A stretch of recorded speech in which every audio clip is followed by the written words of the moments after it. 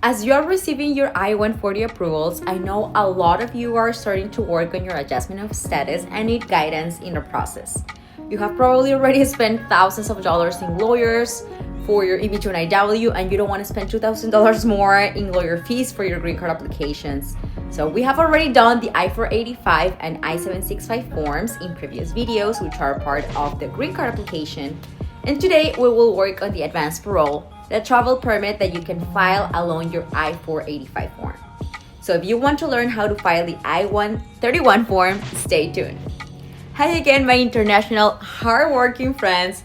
Welcome back to my channel. Today we're going to go over the I-131 form. The I-131 as well as the I-765 are totally optional. You don't have to send them, but if you would like to travel and or work while you wait for your physical green card, you totally can by sending these forms. If you apply for both the travel and work permit, once approved, you most likely will receive a card known as the combo card, which is proof of both permits being approved. And I want to repeat once again that if you have a pretty straightforward case, meaning that you don't have any criminal records, you're not TPS, refugee, or in asylum, then you most likely don't need a lawyer to file your AOS. You know, if you have a regular status like F1, J1, H1B, or any dependent of those statuses like F2, J2, and H4, you just need some guidance. So let's get started.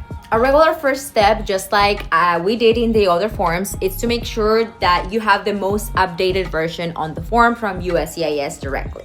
So look up I-131 form USCIS, choose the first option, scroll down and click on the form. And check on top of the expiration date. This one says June 30th of 2027, so you have the right one. Download it, and if you use a computer, type in black font. If you want to write manually on it, make sure it's eligible and you also do it with black ink. Here in this video series, we're focused on employment-based green cards through the EB2 NIW, meaning that you must have an I-140 approved. But if you're in marriage or family-based category, most of these tips might still help you, but just know that, you know, this is EB2 NIW focused, okay? So in part one, here in application type, you mark 5A, which is advanced parole, since you are applying from inside the US and based on your I-485. You can leave everything else blank and go to part two, where you write your full legal name, and then in questions 3 and 4, write your current mailing and physical address if they are different from each other.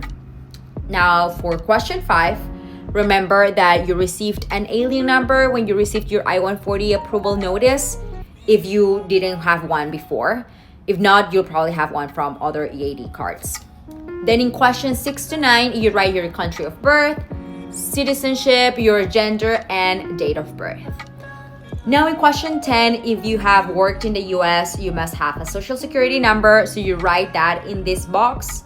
And then for question 11, remember that if you have a USCIS account from previous cases, that you just type USCIS account login on Google and choose the first option again. Sign in with your credentials. You can also create an account if you don't have one at any moment. Then go to view profile and you'll see a box with your full name, date of birth, a number, you can look it up there as well, and USCIS online account number. Use that number for your form, and if you don't have one, you just like leave it blank. That's not a problem at all. Then we go for question 12 in the form, and again, these are questions that can be answered with your I-94 information that can be found over here in this link. You just choose the option at the top of your recent I-94, I-95 to view your own I-94 info. And you can find your class of admission there, which is, you know, the status that you had upon your last entry, your record number, the expiration date of your stay, which can be either a specific date or DS, which is duration of status. If you don't have an e-medical parole ID, just leave it blank. Not a problem there either. Since you are completing this form for yourself, you can leave questions 16 to 26 blank. Now for part 3, you mark your ethnicity, your race, you write your height and weight, your eye and natural hair color, not the one that you have at the moment if it's different than your natural hair color, And for part 4, question 1, assuming that you have never been in any deportation or removal process, you mark no. If it's different, just mark yes. For question 2A to C, assuming that you are not a refugee or had a re-entry permit before, you mark no as well.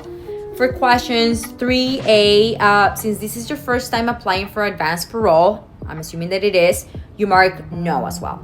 And leave 3B and C blank and mark no for question 4. Then skip to part 7 as instructed for advanced parole, and we're going to write tentative dates for travel. It does not have to be exact at all. So let's say, for example, if you're considering traveling next summer to your country, you can write June 15, 2026, right? Just a tentative date. So for purpose of the trip, you can simply put visiting family, if that's the case. For list of countries, you can write a short list of places that you're thinking of visiting. It does not need to be comprehensive, and you can go to more or less places of what you wrote here. But this is just to give a general idea to USCIS of where you want to go. So if you have, for example, family in Pakistan and in Egypt, and you want to visit them, you just write both countries here, Pakistan and Egypt. You will most likely travel more than once. You mark more than one trip. And an approximate of days that you will be gone. So let's say, I don't know, 45 days total, right? In all the trips in total. So let's say you will go 1 week to one place, another week to a different place, and 2 weeks total. So like, all added up will be 45 days. Let's write that there. Part 8 and 9 are not for advanced parole, so you also leave that blank. Well, that's it for today. This was a very fast video. I really hope it was helpful and that it took you a step forward in your AOS. If you would like to see a real example of a green card application, I put together a set of templates and my own anonymized example as a primary applicant, along with my husband's as a derivative applicant. So you can email me at info@easyvisaconsultant.com if you're interested in purchasing this product. If you have any doubts or further questions about this or any other form in your AOS package, you can book a 1-hour session with me using this link, where you'll find instructions of payment and booking. You can also email me again at info@easyvisaconsultant.com if you're interested in any other service. For example, if you would like help in your AOS packet, but you're like merit-based rather than employment-based, I can help you with services related to that too. Good luck and see you in the next video. Ciao, ciao.